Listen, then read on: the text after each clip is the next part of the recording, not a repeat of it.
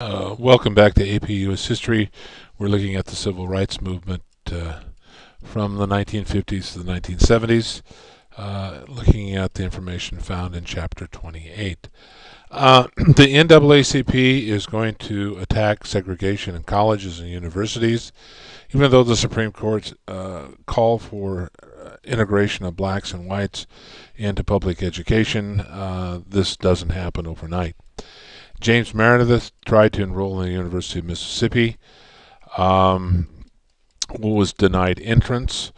Uh, he eventually will have 500 federal marshals who will meet 2,500 protesters. And eventually he is going to have access to the University of Mississippi. He will graduate in 1963. But this is typical across the Deep South of these institutions denying African Americans the right to go to their colleges. Excuse me. And here, this is a protest march, a march against fear. This is, you can see Martin Luther King at the forefront there. Carmichael also on the right. Protesting against racial discrimination in the South. Eventually, the Civil Rights Act is going to be passed. This is one piece of legislation you need to know. Might be asked on the AP exam. Frequently is. The events of Alabama convinced Kennedy, before he was assassinated, that a stronger law needed to be passed to protect the rights of African Americans and the end segregation in all public accommodations. Unfortunately, he was assassinated.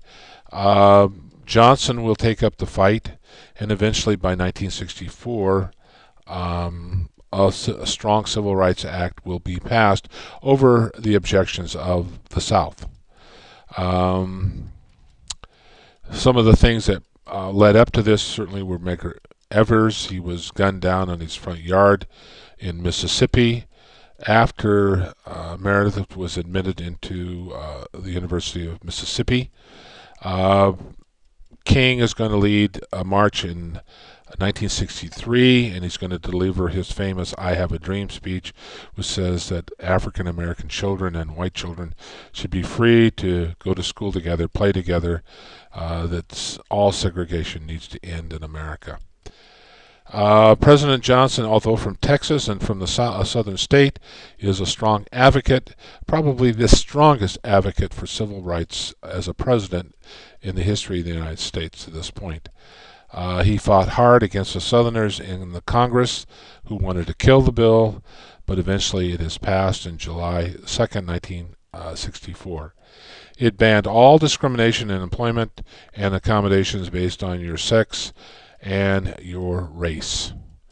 The next big thing that African Americans are going to turn their attention to is voting, getting out the vote.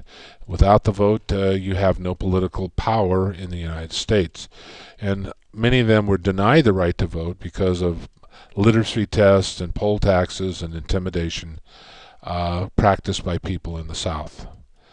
Voting rights for African Americans were achieved certainly at a great cost of human sacrifice. The 24th Amendment outlawed the taxing of citizens to vote. You remember that the 15th Amendment allowed African American men to vote. The 19th Amendment in 1920 is going to allow all women to right to vote, but not all were given the right to vote because they were kept away from the polls. Hundreds of people are going to volunteer throughout the South to register black voters to get out the vote. This project, Freedom Summer, white individuals as well as blacks are going to try to organize people, get the vote out. More than 17,000 African Americans in Mississippi applied to vote. State election officials accepted only 1,600. This helped show that the federal law was needed to secure the rights of all African Americans. The Selma campaign, King organized marches in Selma, Alabama to get out the vote. Many marchers plus King were jailed because of this. Pictures were shown of police dogs attacking and police attacking the march in Marion, Alabama. Uh, King announced a 4-day march from Selma to Montgomery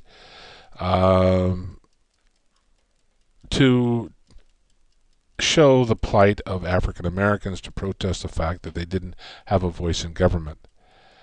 600 African Americans began the march, and it's a 54-mile march. The city and state police blocked their way out of Selma.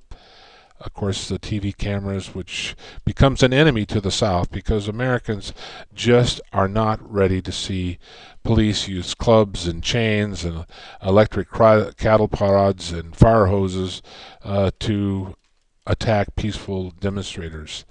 President Johnson asked for and received a tough voting rights law. The Voting Rights Act of 1965 is passed by Congress by a large majority, if provided that no one would be denied the right to vote. And it certainly was an important piece of legislation to advance African American rights. Continued social and economic inequality still existed in the 60s, but things are changing. Some are going to seek alternative solutions to the nonviolent approach. There's going to be riots in the cities, major cities throughout the United States. Johnson will even put together what he called the Kern Commission to study it. Why is this taking place? And they blamed it on poverty and discrimination and the frustration on the parts of blacks, and they were just ready to explode.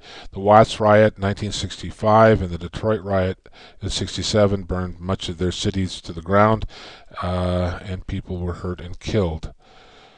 But it really comes back to the fact that African Americans are not part of the American dream. Conflict among the diverse groups of the civil rights movement, not all saw it the same as Martin Luther King. Huey Newton and Bobby Seals will form the Black Panthers in Oakland in 1966, which calls for a violent revolution as a means for African American liberation.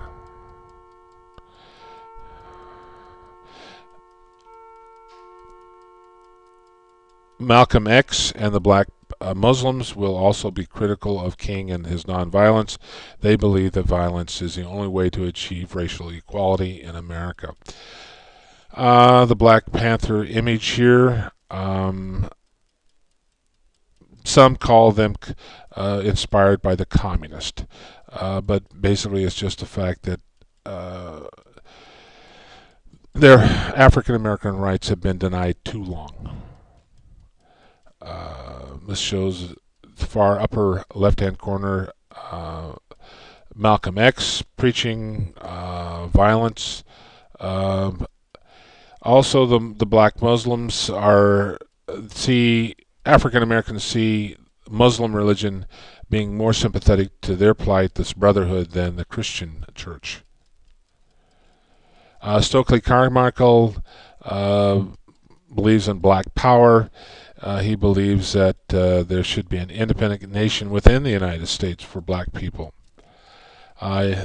This new cry for black power is going to overshadow some of the things that Martin Luther King stood for in terms of nonviolent protest. And violence is going to erupt between whites and blacks. Nation of Islam was a large and influential group who believed in black power. Malcolm X eventually he's going to be killed by his own people, but he certainly preached this black power movement. This is in the 1970 Olympic Games. Two African Americans holding their fist in solidarity, proclaiming black power. They were stripped of their Olympic gold medals and silver medal and never returned to them. The death of Martin Luther King, when that took place, he was killed by James Earl Ray in 1968 in Memphis, Tennessee. After a few hours after his death, riots erupted in more than 120 cities. Within 3 weeks, 46 people died, 2,600 injured, and 21,000 arrested. In terms of the civil rights movement, it sort of declines in the 1970s, but it accomplishments continued to benefit all Americans. Rights denied of one person is denied certainly diminishes American freedom and what we stand for. The civil rights movement took place at the height of the Cold War, so that was a distraction. J. Edgar Hoover created a secret program to keep an eye on these groups that were demanding more rights, believed that they were inspired by communists. Hoover considered King and the Black Power movement a threat to American society. FBI infiltrated the civil rights movement to see if they could disrupt it. This is some of the violence that people endured because they were seeking their rights. You can see people being fire hosed here, and many Americans found this very unacceptable. So certainly this cartoon. Wait a minute, somebody has got to keep this thing on the track, and that is, what is this civil rights express about? So there's going to be various opinions about this. Some will say it's a need for registration of the vote. Some will say it needs extreme additions like violence. Here shows a breakdown of segregation in 1952 before Brown versus Board of Education. The pink states represent those that had segregation required. The blue, no specific regulation on segregation. Many of it was just de facto, that is, there weren't any blacks living in the community. Legal segregation prohibited in the orange states, and the green, certainly segregation was permitted. Here are some of the early victories. Thurgood Marshall, the NAACP Legal Defense Fund, founded to fight discrimination, particularly at the colleges. 1941, banned discrimination in the defense industry, and this was during Roosevelt's and member Philip Randolph. CORE is founded to try to fight this is the Congress on Racial Equality, advancing African American rights. Jackie Robinson admitted into baseball in 1947. Desegregation of the Army in 1948. Major civil rights reforms, Brown versus Board of Education, not necessarily a reform, but a decision handed down by the Supreme Court calling an end to segregation. Of course, we talked about the Civil Rights Act of 1957, the Executive Order 11,063 banned racial and religious discrimination in housing. The Civil Rights Act, the Voting Act, the Civil Rights Act of 1968, certainly allowing people to get homes and financing. And we'll stop right there.